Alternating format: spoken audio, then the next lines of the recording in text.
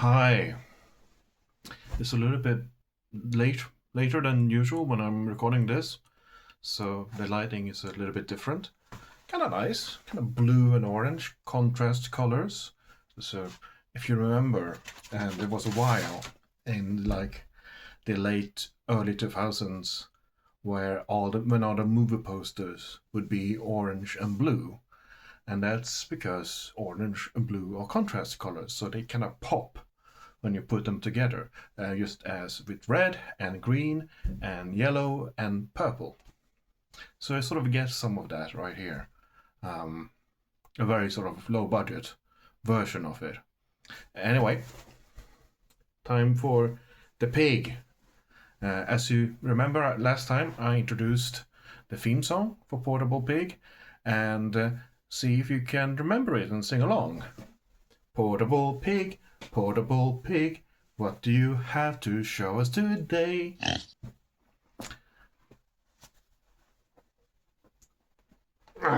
Fuck. It's very stubborn this time.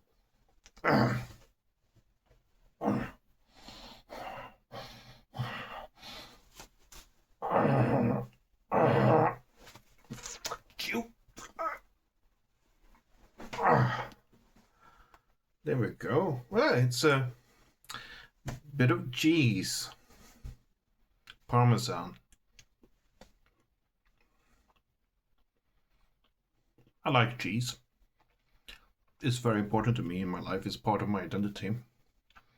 I wonder if anyone else like me or like that, where I feel as if I was fundamentally changed growing up by Wallace and Gromit. That film where they're building a rocket and they go to the moon. Wallace and Mr. Gromit. And you get them, the stalagmite. Stalagmite comes up from the floor. Stalactites hangs down like tights. But you have the stalagmites on the moon. Then you have Wallace coming up and he has this little cheese knife and he cuts one of the stalagmites and sort of puts it on a cracker and eats it. The moon is sort of perfectly yellow, kind of yellow, good yellow moon. I think it's disappointing how the moon is actually not yellow. But that whole film sticks with me. I wonder sometimes if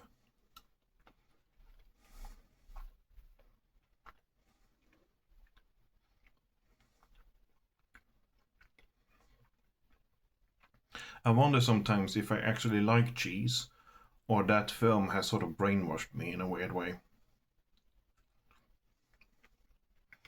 Could that film have been propaganda? If I was a bread tuber, I'd make a long video essay talking about that. Probably referencing Noam Chomsky for whatever reason. Manufacturing consent. Then I would have to make an apology on Twitter for saying, well, I don't actually like Noam Chomsky, or I know that Noam Chomsky is, the Epstein stuff doesn't look good for Noam Chomsky. I'm just referencing his book. It's not an endorsement of the guy. I just wanted to make video essay about Wallace and Gromit. Leave me alone.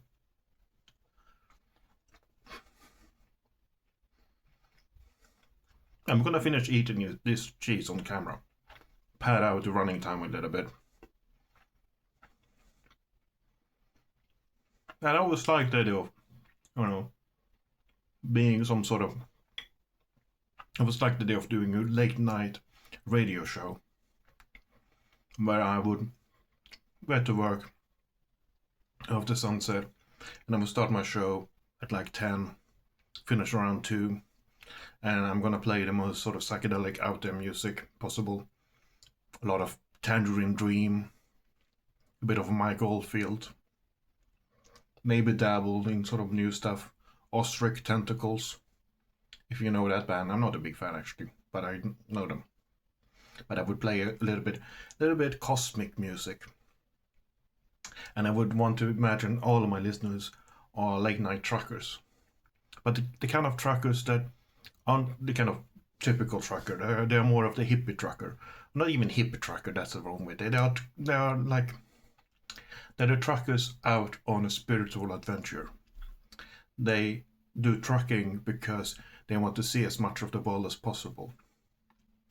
And they have they're like philosopher truckers. They spend a lot of time reading books, studying the occult, esoteric themes, and they use the truck as a sort of home base. And then wherever they go, they always seek out the local folk traditions, the magic of the place. They are secret magicians. Really, I mean, if I was a wizard, I would pose as a trucker. I mean, it's a brilliant idea. I mean, you would have all your magical stuff in the truck, because you obviously can't tell people that you're a wizard, because wizards are hunted by the government. So you need a place to hide. You need to find a persona. So you become a wizarding trucker, a trucker magician. And you have your home base in the truck. And you sort of pose, well, I'm just a regular old trucker. I just have this dairy product, this cheese. I am a cheese trucker. But actually, no, I am a magician. And if you were to go back and sort of press a magical button, when you open it normally, you would see a bunch of cheese in my truck. But if you do this sort of magical spell, you would actually see my sort of perfect. It wouldn't be like a wizard's tower, because obviously it's not a tower; it's a truck. But it would be like a very cozy sort of caravan with all the spells and the books and the familiars and the adoring succubi. That's the word.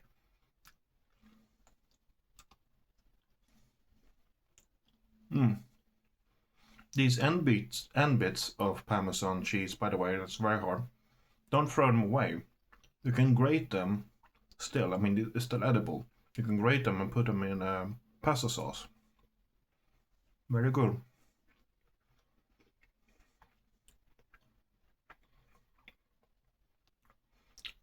This may have been the worst episode so far, and it's just the second episode, so